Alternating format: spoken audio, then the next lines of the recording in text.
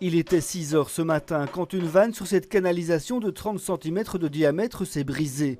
En 2 heures, près de 40 000 litres d'eau ont inondé la chaussée et soulevé la voirie. Il y a à peu près 5 bars de pression derrière.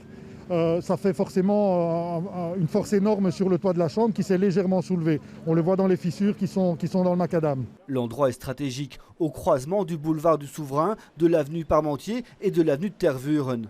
La circulation a été déviée vers le boulevard de la Woluwe et le Rouge Cloître. Seuls les trams pouvaient repasser vers 9 h ce matin. On a fait un petit check-up pour voir si les voies n'ont pas été impactées par ce dégât d'eau.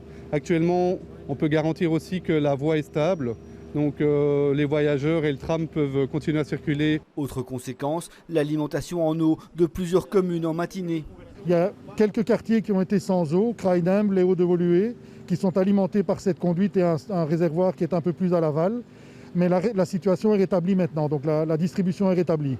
Grâce à une dérivation vers d'autres canalisations, reste à comprendre pourquoi cette vanne s'est cassée. Probablement l'usure du métal avec l'âge, on n'en sait encore rien pour l'instant. On va examiner, quand on aura évacué la pièce, on examinera et on cherchera les causes.